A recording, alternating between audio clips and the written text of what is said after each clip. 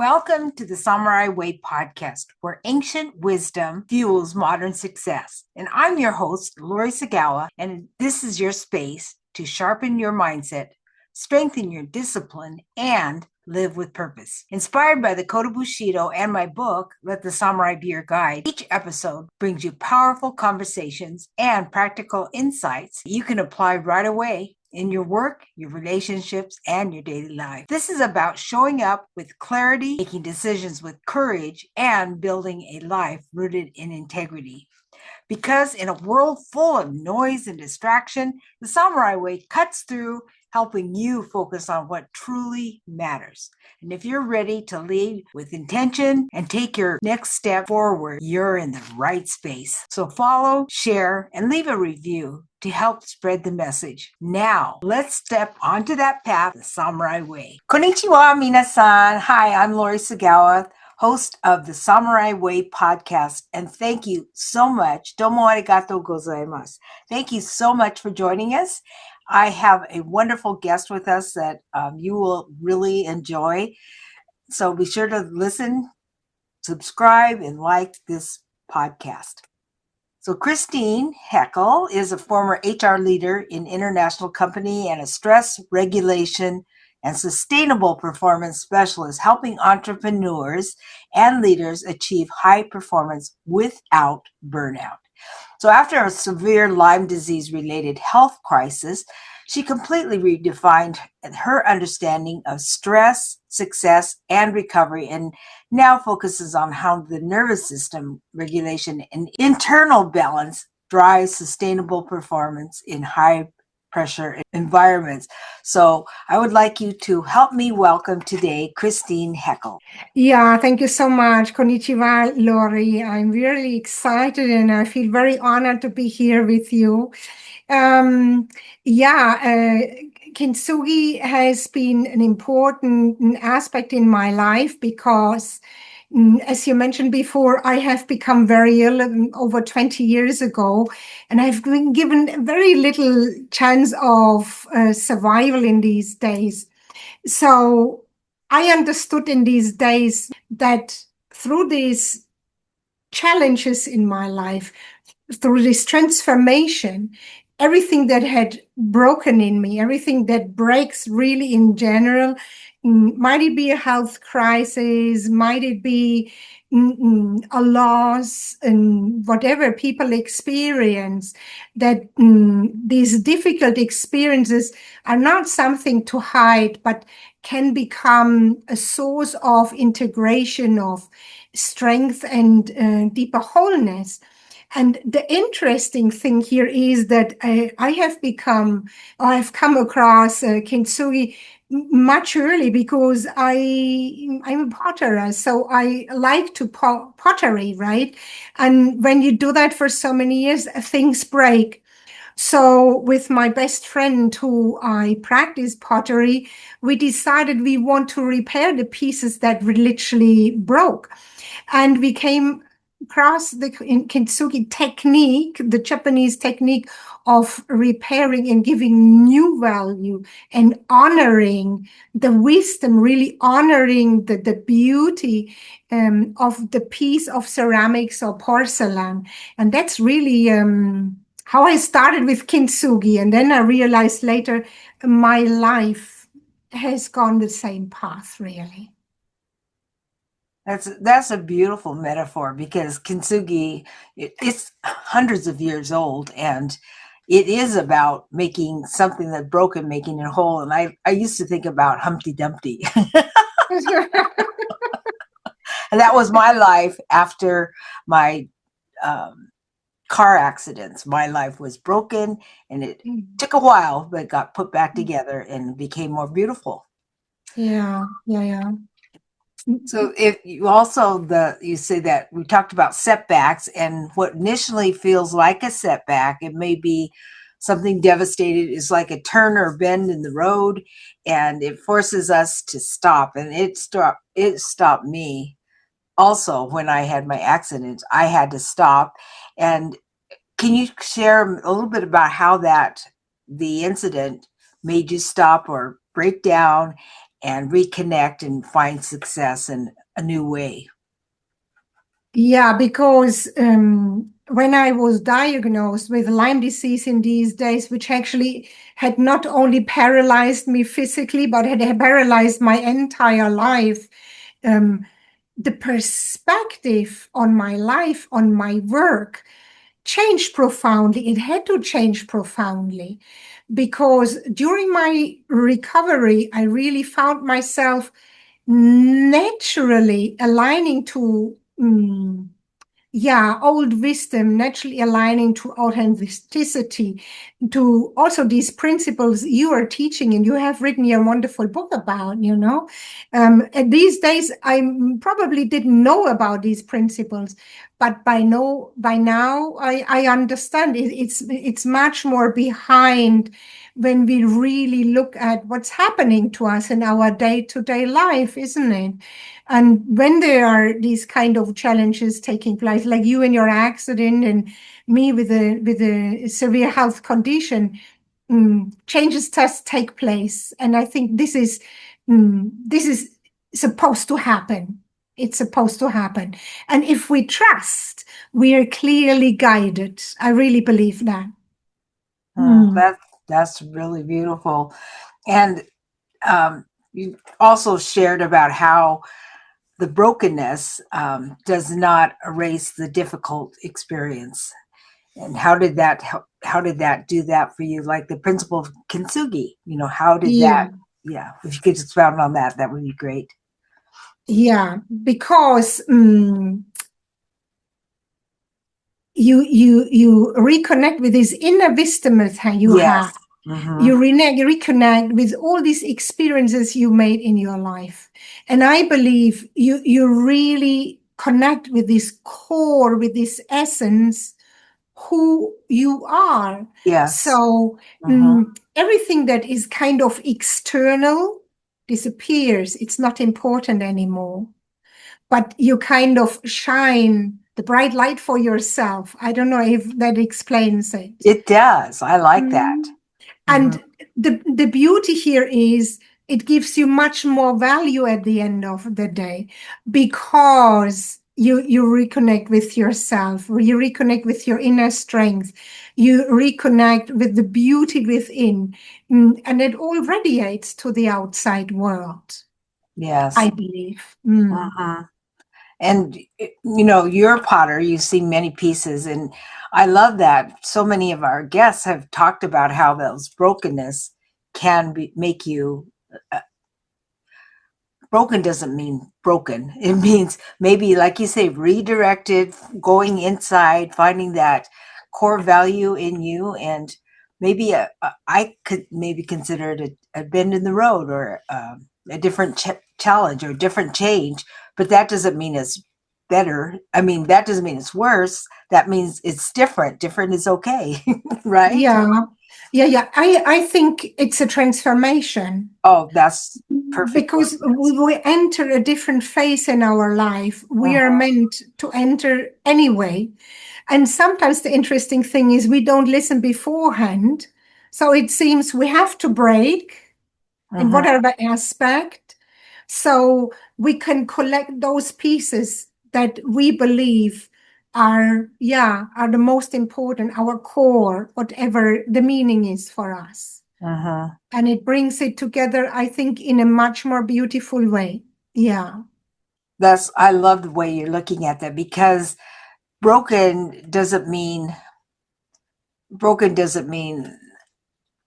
unuseful. It doesn't mean that, you can't continue, you can't think of us as individuals. We're not the same person we were in high school. So we change. And like you said, sometimes if changes aren't made, then things happen so that we will change and take a different detour. And that probably is why it happened in my life with the accident. And that's what brought me to really focus and learn and teach and write about the Japanese wisdom, because there is so much wisdom in Japan, and it's centuries old. The samurai, very, very old, and a lot of, and we as the I'm an American. We as American, we're going to be celebrating our 250th, and since the founding of America. So we're a very young country. And that's why I like to bring in wisdom from actually my culture. I'm Japanese and I love bringing in the wisdom. That which I once scorned, now I love and I embrace. Yeah. Yeah. I understand what you're talking about. And when we talk about this kintsugi, we understand something has broken. You have the so-called pieces, but these pieces, when we bring them back together, we understand that the way it has been beforehand doesn't serve anymore. And Mm, if we talk about health in general, most of the people who suffer really long-term and chronic stress, we must understand that eventually it will force us to stop, and it will force us to reevaluate. And I think this reevaluation are the pieces that we bring then together, but based on what is our wisdom, also ancient wisdom, like the samurai way, no? The knowledge, the experiences we have collected throughout the years. mhm. Mm, And I yeah. love how you talk about how you don't erase it. It's like you can't, how do I say this? You can't disregard um, part of your life because that is who makes you who you are, makes you uniquely you. And when you were putting yourself back together, can you share some of your experiences and how that wisdom came about to you? Yeah, it's really weird because when I was really broke, when I was completely broke, um, I lost the capacity really of my remembrance. I didn't remember things. I had a very severe brain fog. I could not coordinate. I could not act, behave the way I did before. Now you understand this was a lot of conditioning, it was a lot of masquerading, which I thought was demanded from the outside world, right? But when that happened, just little by little pieces were presenting itself to me. So I could clearly, and I mean really clearly, start to see, I could clearly start to feel and sense. It has opened, interesting enough, it has opened some channels within me to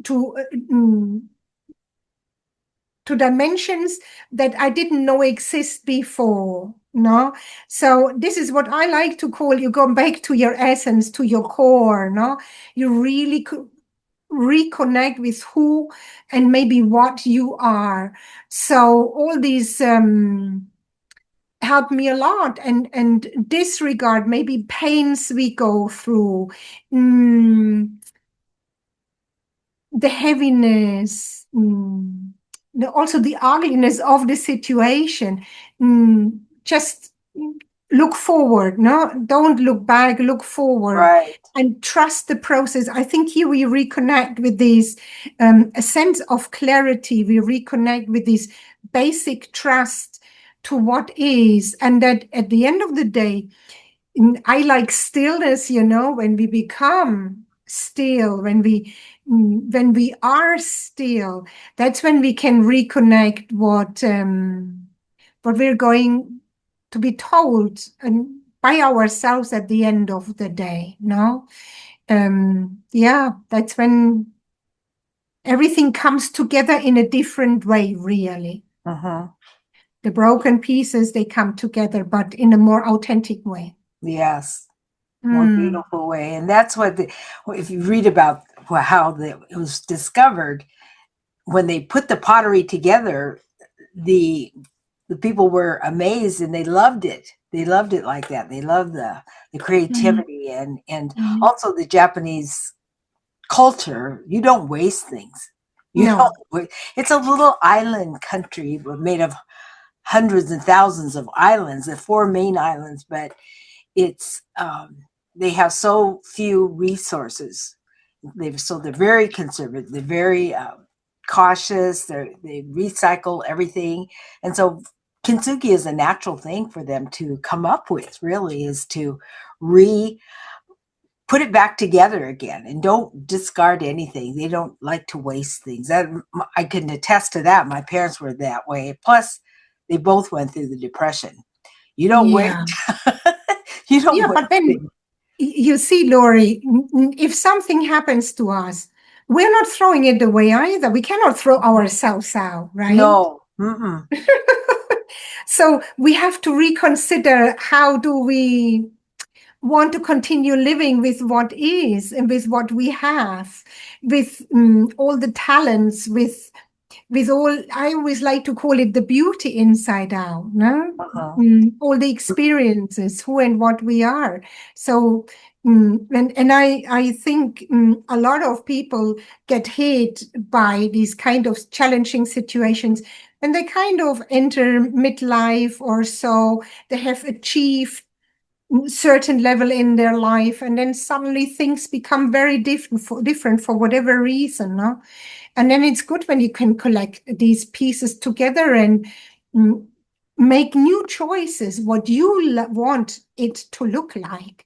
And Uh-huh. if you decorate it like the Japanese people do it in the Kintsugi, like with beautiful gold even, I mean, that's amazing, I think. This is, you honor yourself at the end of the day, isn't it? Uh-huh.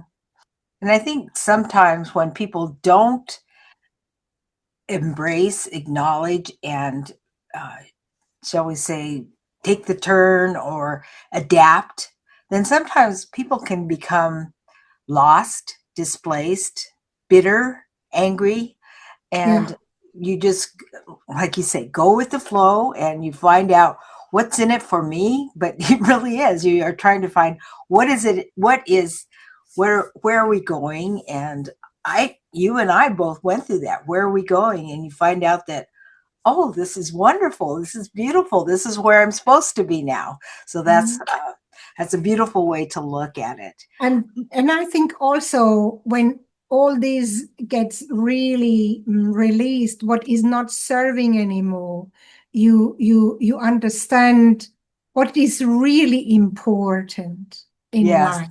No, the rest doesn't serve. It's not needed anymore. It's the rejoicing you do. Mhm. And that's what we have to do in everything every day. I mean, things break, Yeah. circumstances, relationships, Uh-huh. um, people lose their jobs, whatever. But I always think, don't lose the trust, don't lose the confidence. Know that always the best will be the result. When you trust, I think there is always a better version of it, always. Yes. Like a better version of me and you. Yeah, I really believe so. If we allow it to happen and if Hmm. we rejoice for it, isn't it? Yes, it Mm. is. So, Mm. Christine, is there anything before we wrap up the session, and we have something exciting to come up, and it'll be in the next session. It's about how you found about the Japanese society. But for now, I would just like to ask you, do you have any parting bits of wisdom you'd like to share with the audience? Yeah, because my focus also in my work is that I want to help people to really understand these processes in their life, and that sometimes really the greatest transformation begins when life forces us to stop, whatever the reason might be your accident, my illness in these days, no? What sometimes feels like initially like a setback or a breakdown, it can really become an opportunity to reconnect with what truly matters for one and to redefine their goals, their life, such as, but from inside out. Yes. And also that people understand that healing and growth, that's what we're all looking for, do not require to erase difficult experiences in our life. But like the principle of Kintsugi, our challenges and our scars, they literally become part of our strength. They become part of our wisdom and of our wholeness. And that's the most beautiful thing. And that's where I love to come in also when I can help people, with their ability to regulate their stress and work with it rather than against this, and also to help them to regulate their nervous system so they understand how to do it. Mm-hmm. Yeah. Well, great. Thank you. Thank you, Christine. You've been a wonderful guest and enlightened us in so many different ways. It was really, really, really interesting. And so the next part is about how the Japanese principles changed your life. But that's a whole nother subject, and we don't have time for it this time. So we'll leave it for the next time.